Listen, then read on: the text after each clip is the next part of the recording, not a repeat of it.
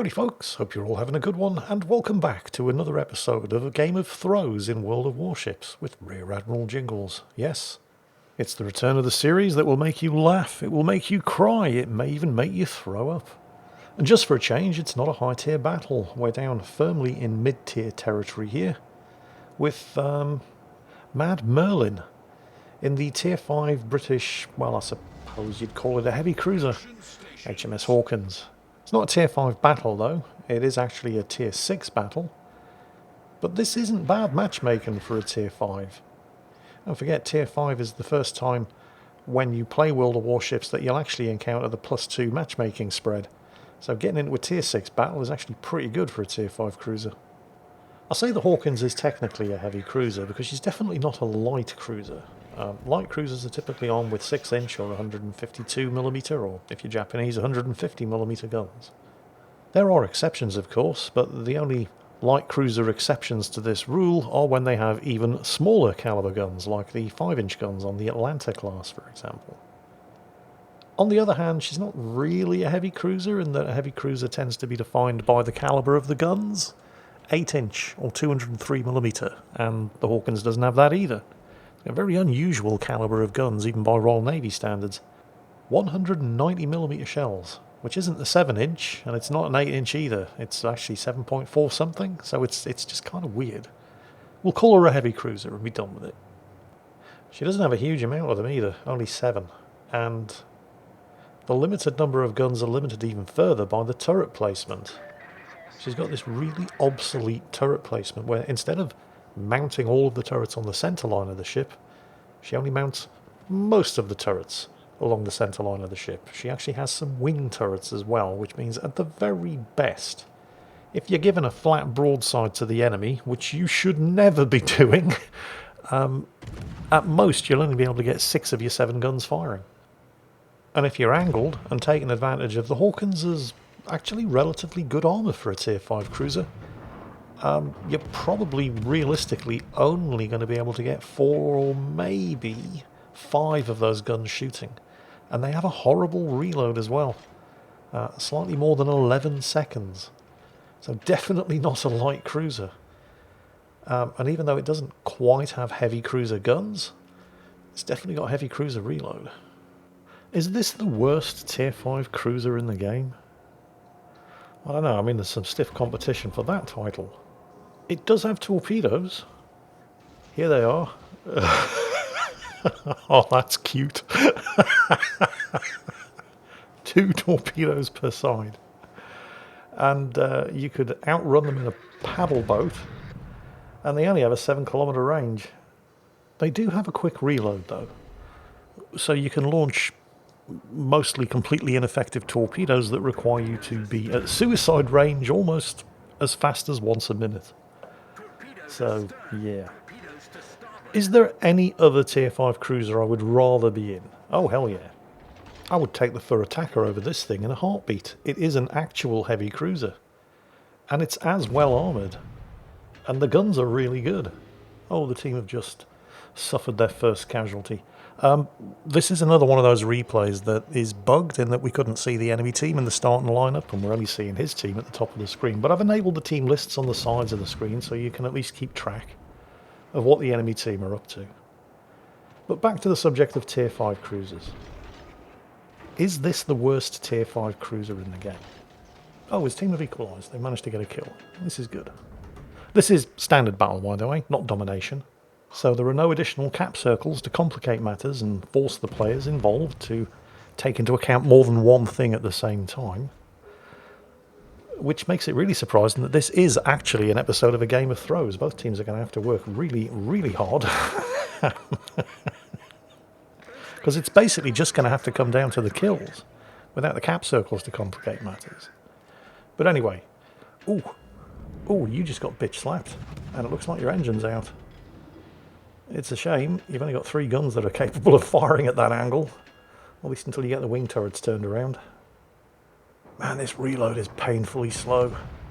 Oh, team have just lost another destroyer. The Nicholas has gone down. They're now trailing on points. Come on, they need to finish this battleship off. It's at least good to see that Mad Merlin is not the only one who recognises the need to finish off that low health Iron Duke. It just remains to be seen how effective the team's focus fire, such as it is going to be. Oh, the reload on these guns is really, really bad. Oh, watch out. Bigger ship always has right away. The Repulse, now that's a good ship. Is the Hawkins the worst tier 5 cruiser though? Well, I mean, I'd definitely take the Fur Attacker in a heartbeat over the Hawkins, but I'd take the Fur Attacker in a heartbeat over any other tier 5 cruiser, so that's not exactly a fair comparison. Oh, the team's Auber has managed to sink the enemy Makarov. They've lost another destroyer, the T-22, but they did manage to finish that Iron Duke off. So both teams have 3 kills, but Mad Merlin's team have only lost destroyers. I mean, I say they've only lost destroyers, that's really bad. But destroyers aren't worth as many points as the battleships and cruisers that the enemy team have lost, in addition to another destroyer. The Shinonomi's gone down, so Mad Merlin's team are firmly ahead on points and they're 1 kill up.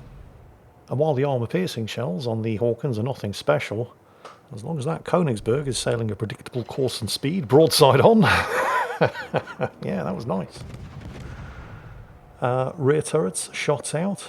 He did just get pinged by a submarine there. You can see the periscope wake. He's dropping the depth charges on it. Unfortunately, the follow-up salvo on the Königsberg was not good. Fortunately, rather than taking the hint and ducking in behind that conveniently placed island, the Königsberg elected to pin himself up against it broadside, and, well, he's dead too. You know, I think I would actually rather be in a Königsberg than a Hawkins, because it's really good at kiting with those rear-facing turrets. And while the Omaha is the poster child for exploding Tier 5 cruisers, because, like most Tier 5 cruisers, it's made out of fuel, ammunition and citadels, it does have a ferocious amount of firepower. What on earth? Is this a suicide torpedo run? It is. Well, it's an effective suicide torpedo run. The question remains, is it still suicide? Because that Anshan committed the same course of action that got the Königsberg killed, but hey, he took the Congo down with him at the very least, and he's not dead yet. Well, not yet. Surely the Gallant's going to get him. Well, no, the Gallant just got torpedoed by the submarine that pinged Mad Merlin just now. Can they finish off the Anshan? Yes! Alright, not much consolation, because as well as the Gallant, they just lost another Tier 5 cruiser, the Italian Montecuccoli. Oh, there's the submarine. Depth charges out. Oh, submarine detected that close. Yeah, I don't think your torpedoes are going to be the solution to the problem that you're looking for here. Yes, depth charge hits. More depth charge hits. Yeah, the torpedoes are just going to pass harmlessly above him. He does not have an awful lot of battery power left though, so he's going to be forced to surface. Come on, you little bugger. Where are you? Oh, he's right in front of you. Those torpedoes are never going to ram in time. You're fine. Oh, this is... yes. Those depth charges missed. Despite the fact that you are a cruiser, you don't actually have depth charges of your own. He's forced to rely on the airstrikes, and here's the problem. Airstrikes have a minimum range as well. Oh, you're right on top of him again, which means those depth charges are going to miss. There he is. He's passed behind you. See, here's the problem. You want to be close enough to him that his torpedoes don't have time to arm, but you also want to be far enough away from him that you can actually hit him with your depth charge airstrikes. Or just wait for him to come to the surface and then blast him with your gun turrets. Oh, he's managed to ping you again. Oh, that's going to be a hit. It's tracking. Yep. But as long as he's stuck on the surface, you can get him. Wow. You didn't get him. That was the secondaries from the Renown over there. Well, I guess even a broken clock tells the right time twice a day. So, good news. Despite that brown trouser moment, when all hands went to brown alert, you are comfortably winning. 456 to 261 points. There are only 3 enemy ships left and there's 5 of you. That's the good news. The bad news is you've just lost the Congo. And yeah, 4 against 3. Technically, the numbers are still in your favour. The problem is, 2 of the 4 are all the way over here with nothing to fight. Which means the other 2 are actually outnumbered where it matters, where the enemy ships are.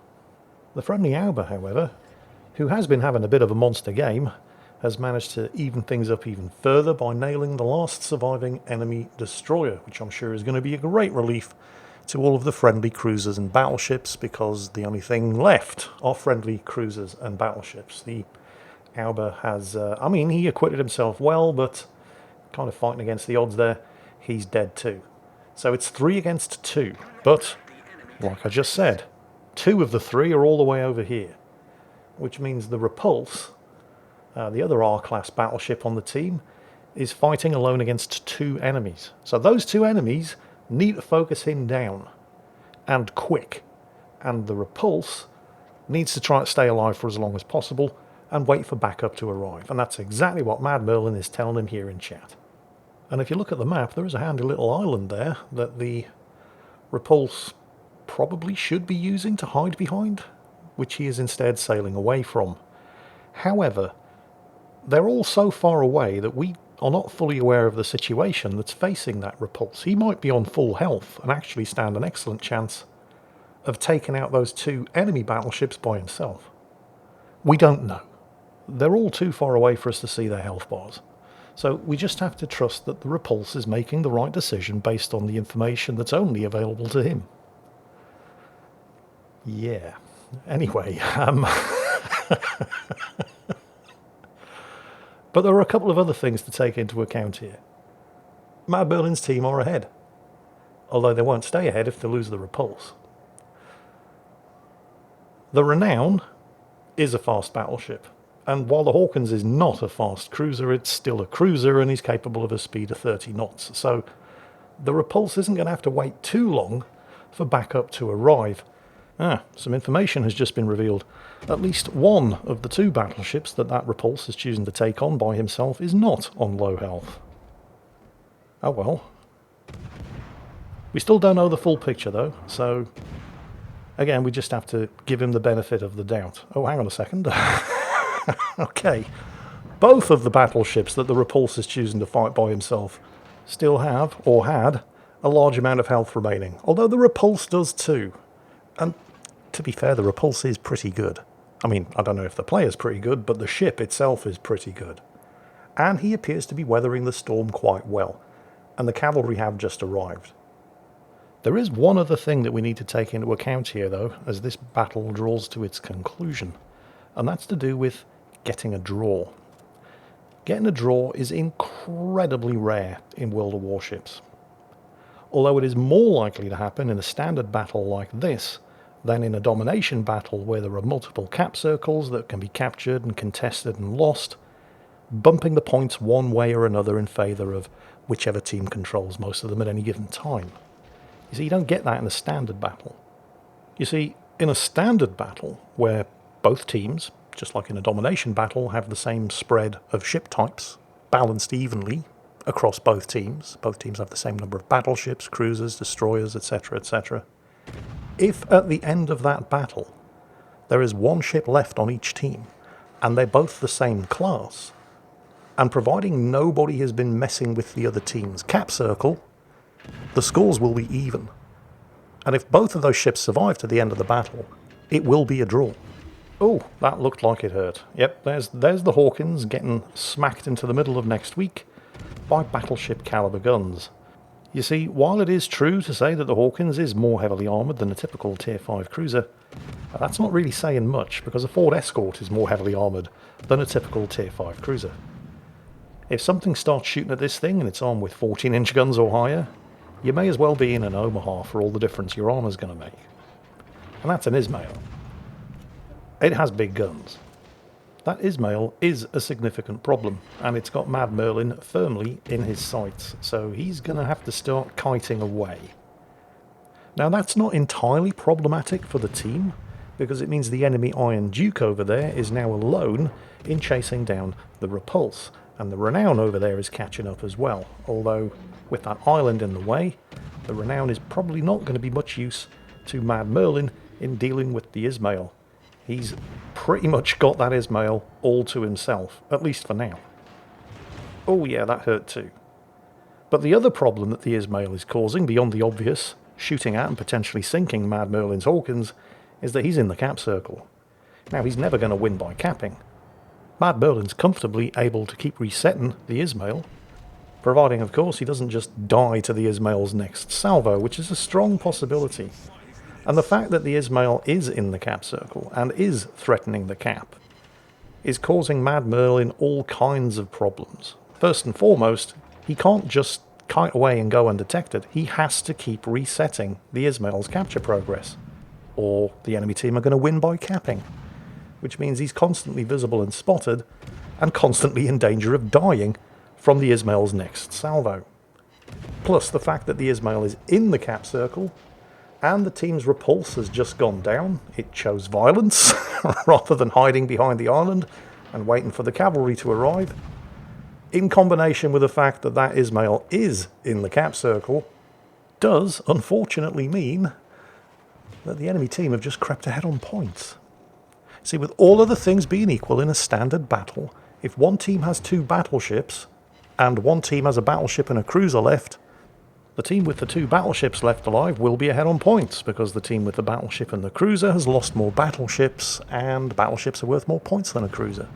The losing team with the battleship and the cruiser left alive, however, then just have to sink one battleship and they will go ahead on points, because both teams will be at parity for battleship losses, but one team will have lost more cruisers. So in a situation like this, in a standard battle, the points differences should never be, providing, both teams are down to the same number of ships. It depends on what type of ships are surviving. And if the same types of ships are surviving on both teams, the points should be even. However, because that Ismail has been messing around with the cap circle, all of the time that he was in that cap circle, Mad Merlin's team weren't getting any points, and they've just lost points by losing the repulse, which has them, at the moment, 80 points behind. Now, if they sink that Ismail, and lose Mad Merlin in the process, even though that's beneficial points-wise to the team, because battleships are worth more than cruisers, they're still going to be behind, because the Ismail was in the cap circle. Oh well.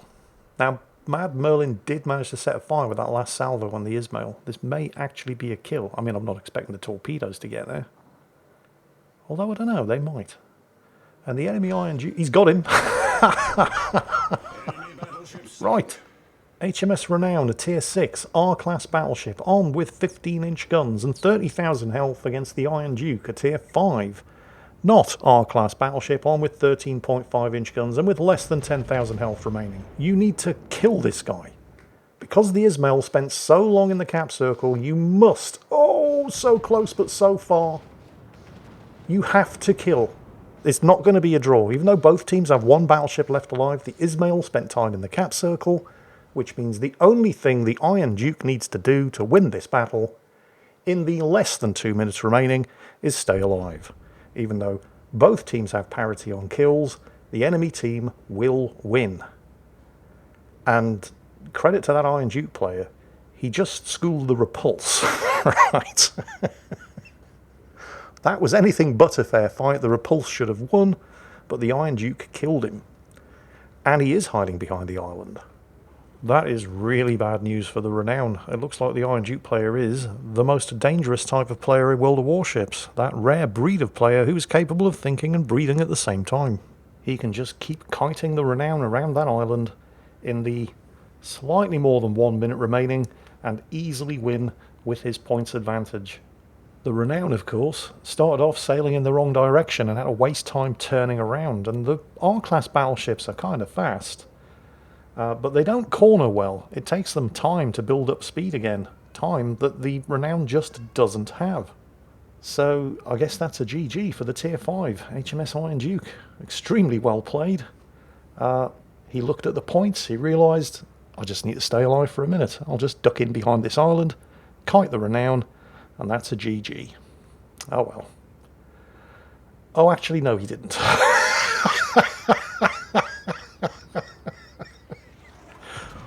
Why would you stop? What the fuck?